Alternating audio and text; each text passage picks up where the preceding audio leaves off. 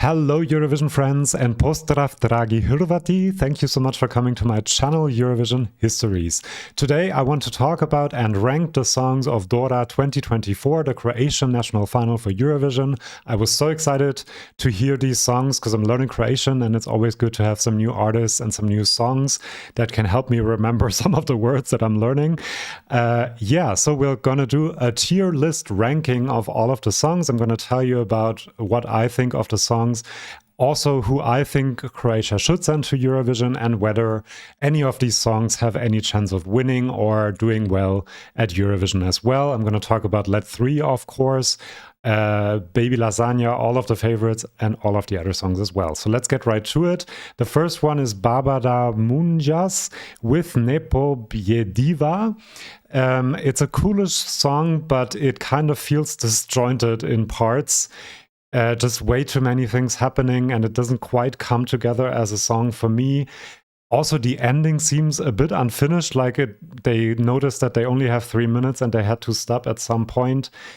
I'll put it in the OK file of the tier, in the OK tier. It could be not my cup of tea as well, but I might change a few things at the end. Then we have Boris Stock. Really cool tone to his voice. The emotionality that comes across is really, really good. The chorus of the song is also quite good. I like the lyrics. However, I have to say this in Croatian would have been so much better and so much more unique. It kind of sounds like a song that you hear on the radio quite a lot. But because of the voice and the good chorus, I would put this in the good pile, in the good tier. And I already saw that he might also be nice to look at on the stage. Then we have Ema, How Do You Love Me?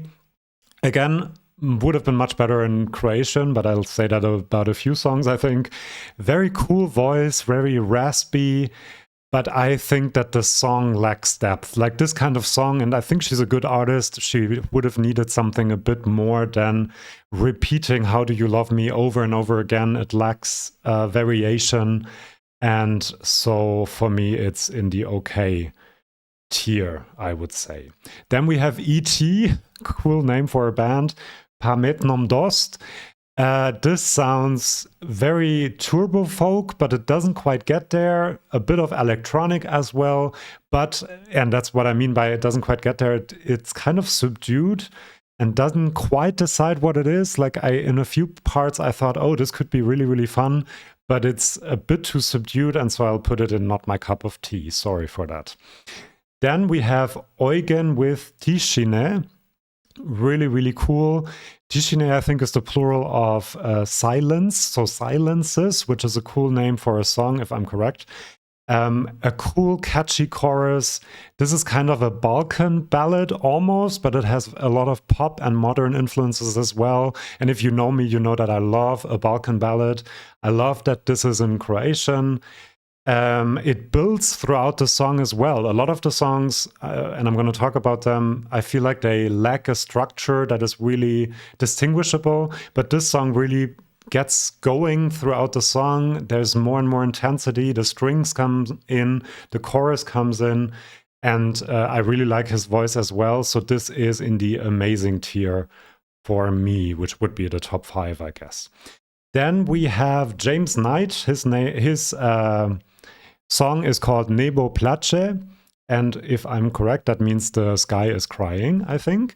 It's a fine song, but it is a bit repetitive, I think, and actually a little bit annoying after a while, so I'll put this in the nope pile. By the way, this is my personal opinion. It doesn't mean that the song is bad. It just means that my personal taste doesn't go with this song. So don't get too offended by this. Next up, we have Lara de Marin, Ne verujem ti, I Don't Believe You, or I Don't Believe in You. Well, it's an okay pop song. It's a bit 90s to me. I like the harmonies with the backings that come in later on, but then the rap comes in and it just feels like all of these songs in the 90s that had like a nice singing part, and then the rap comes in and I'm like, oh my God, why? So this is very 90s and just not current enough for me. Then we have Noelle with Baby Baby. Very repetitive chorus. She just repeats baby, baby over and over again. It is an okay pop song, but overall, I just think I think it's not my cup of tea for this one. Then we have Pavel or Pave, I think I might have missed an L there, with Do Mieseca, something about the moon, I guess. This sounds very much like a Schlager of yesteryear, like mellow, Die Festivalen, the Swedish national selection in the 2000s, early 2000s, which isn't necessarily a bad thing. It doesn't really annoy me, so I'll put it in the okay tier, but I'm also not very excited for it or about it. But then we have Vatra with Sladke Suze, Sweet Tears, Gorka Ljubav, something love. I don't know what Gorka means, to be honest. I love country, and this has a lot of country influences. I'm not sure whether it's a guitar or a banjo that drives this song, but country in Croatian is just amazing for me. I love it. He has a very good voice. The chorus and the song is not exceptional, but the whole combination of the genre with the Croatian and his voice, and it's quite a catchy song, I do think. So this goes into the amazing tier for me. Then we have Vinko with Lying Eyes. Amazing voice. I love the raspiness, the growl that comes in.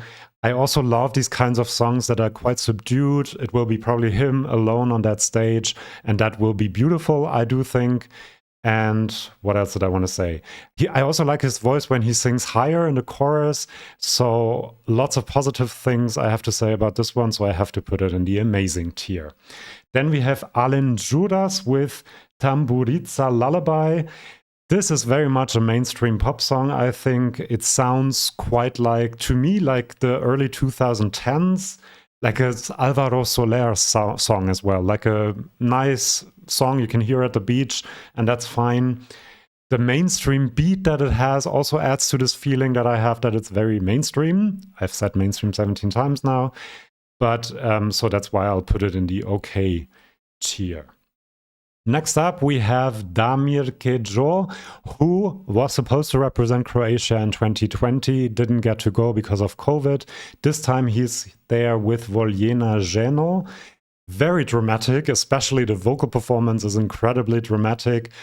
Again, a Balkan ballad bordering pop, I think, so that should be something that I really, really like, and I do appreciate this song. However, I do think that his earlier song from 2020 was better, actually. I do think that he's a great performer, and he has proved that, and the dramatic vocals can add to the feel of the song.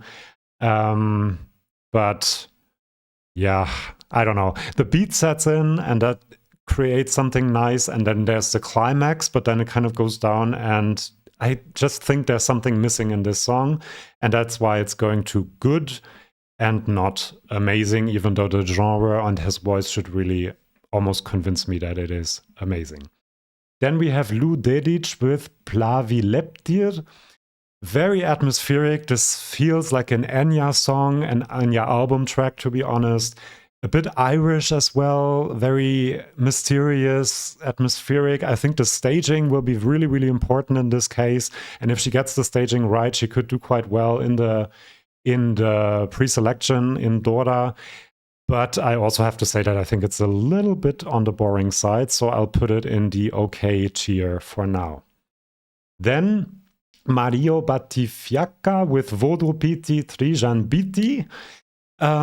It's fine. It's good that something like this is in the competition. A bit like in Sanremo, we sometimes have these older artists singing a song, but it also feels a teeny tiny bit old-fashioned. So I'll put this in the not my cup of tea, which means that it's not my cup of tea, but I can appreciate it as a song. Now we get to Let 3 and Baba Roga. Where to start with this? They have been saying that it's not them, that they were hacked, their social media was hacked, and someone submitted this song in their name and is pretending to be them, and apparently it's chicken. Because the video of the song is a chick, which makes the experience of listening to the song incredible. Watch the video if you haven't yet. So they're basically saying that this is AI created, that they have nothing to do with it.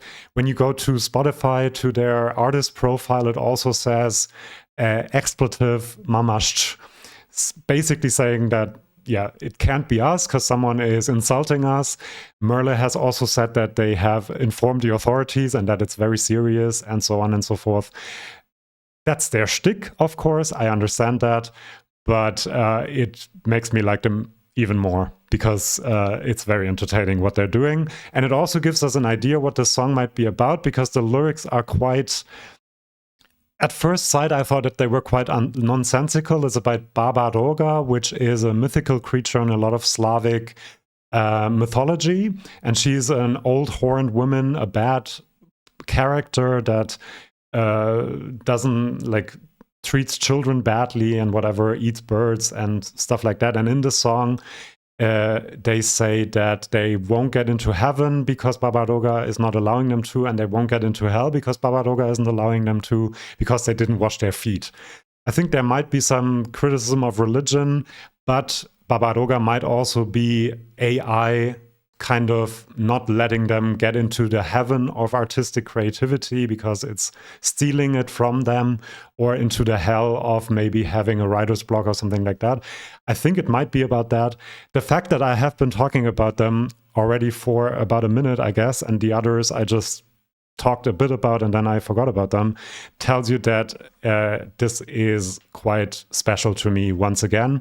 When I first heard the song, I thought, I don't like it, and that's my first reaction to Mamash. Now it's one of my favorites, and having listened to this song Baba Roga a few more times, I think it's really, really interesting because the voice just distorts more and more into this robot, non-human voice, distorted, as I said, and that makes it fit to the message that they have been creating around this entry, and it is starting to be catchy to me as well, which is a bit surprising because the first time I heard it, I was like, oh my God, what have they done now?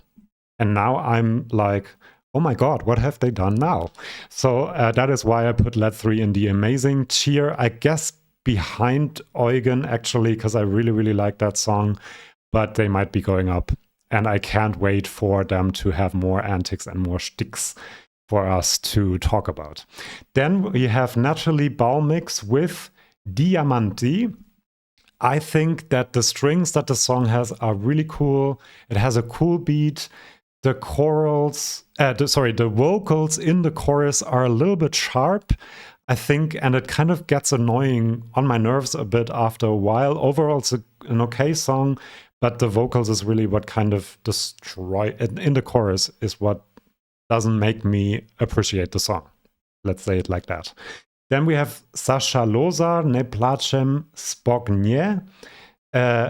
Really nice, soft voice. It's really unassuming. It's a really cozy song that you can listen to while in your warm apartment and outside there's a snowstorm or something like that. So I do like that this is part of Dora, and I'll put it in the good tier because I do like it quite a bit, actually. Then we have the Splitters. The song is called Otkat Te Sanyam. Very interesting structure to this song. It doesn't go through the hoops. There's lots of things happening. Cool rock pop sound as well. But as with some of these songs, it lacks the last bit of oomph, I think, to make it amazing. So for now, I'll put it in the okay pile, which is getting a bit crowded at the moment. Then we have Lana Mandrić with More. This really creates an atmosphere. I do have to say that the vocals seem quite overproduced, and I'm a bit apprehensive about how she will perform on stage, whether she can actually replicate this. And I also think that it's a bit repetitive, especially the chorus with the More More. But it has an interesting feel, and so I'll put it in. This has to go in the okay pile as well, so you can barely see it, but yeah, that's where it is. I'll put Barbara Munoz for now in the not my cup of tea, because to be honest, I can't quite remember what the song is about. Sorry. Then we have the big fan favorite, Baby Lasagna with Rim Tim Tagi Dim. Very fun. Really cool structure, really the beginning with the metal sound, slight metal sound is quite cool. There's a bit of cha-cha-cha about this, an air of cha-cha-cha about this. It has meaningful lyrics. I think it's about a guy going from his village to the big city, or maybe emigrating from Croatia to Europe and kind of trying to have one last night of fun with doing this dance. The Rim Tim Tagi Dim, I guess. The chorus, however, I think is a bit too pop rock. It's not that special. And I feel like the studio version is lacking a bit of oomph as well. There's when you compare it to Cha Cha Cha, for example, it seems a bit subdued, if that makes sense. I mean, it's not subdued. I know it's quite in your face, but it should be more in your face, I think. And I think he can do that with the live performance. Cool, interesting. The more I listen to it, the better I think it is. And so I'll put it up there right after Let 3. Did I forget mentioning anything? I also think the EDM part, not sure how do I feel about it. Maybe they should have left it out. But he didn't know that he was going to participate in Dora until a few days ago because Zaza withdrew from the competition. How is this song only number 25 on their list? I don't get that at all. I don't know how many other amazing songs they left out and didn't make them compete in the competition. That's a bit crazy to me, but glad he's there. And I think, but I'll get to that, who I think will win and should win Dora. Then we have Marcela with Gasoline. I like the dynamic. I like the voice that is a bit suppressed in a lot of the song. But I mean, it's 100% mainstream pop. A lot of Eurovision fans like this quite a lot, which tells you that it might be mainstream pop. And it doesn't bother me, but it's also not something that makes me go, yay, I want to listen to that again. Then we have Stefanu Čučić with Sednić Dana Dat Sebog. Very pleasant, quite catchy-ish. This is one of the last songs that I listened to, and I was quite surprised that something this nice was still in the running. It is not quite catchy. It's kind of the song that you listen to and you're not bothered by it, but it also doesn't stay in your head as much. But because it is so, pleasant, really, and she looks like a star, and then at the end of the song it kind of becomes an anthem. It sounds like anthemic, and I think it needs too long to get there, unfortunately. Otherwise this would be in the amazing tier, but I do like the feeling that it creates, and so I'll put it in the good pile. And then last but not least, we have Misha. I hope I didn't forget anyone, with One Day. Very mainstream pop. Very slick, way too slick for me. There's nothing that I can really relate to, so I'll put this, not my cup of tea, I guess. You can barely see him. So as you can see, lots of amazing songs, a few good songs, and then 2 that I have in the nope pile, but that doesn't mean that it's a bad song. Now, who should Croatia send to Eurovision? For my personal entertainment, it should be Let 3, and they have proven that they can qualify from a semifinal, so I think they would actually qualify with Roga as well. For my personal music taste, I would say Eugen, but I think he might struggle to qualify from a televote-only semifinal. I think the best chance to do well at Eurovision is actually Baby Lasagna, even though, as I said, it lacks a bit of oomph. I think he can create that in the stage show. And so I think that Croatia has the best chance of doing well at Eurovision with Baby Lasagna. He would probably definitely qualify, I think, and then do quite well in the final. Maybe not with the juries, but probably with the televote quite well. Vatra and Vinko might do really, really well with the juries, but he has to qualify from the semifinals first, so might not be the best choice. And then Vatra is just my personal taste. I don't think they would do much in Eurovision. Let me know about your interpretation of Roga. I'm very interested in that, but also your top of the Croatian national final, Dora 2024. What am I doing? Dora 2024. Let me know your favorites, your least favorites. Who do you think Croatia should send to Eurovision? And please subscribe to my channel. I'm doing lots of videos like this one about other national finals. I'm gonna do a rating of the Croatian entry and of all the other entries. I do regular news updates. So do subscribe, and then I'll see you for my next video. Vidimo se, and bye-bye.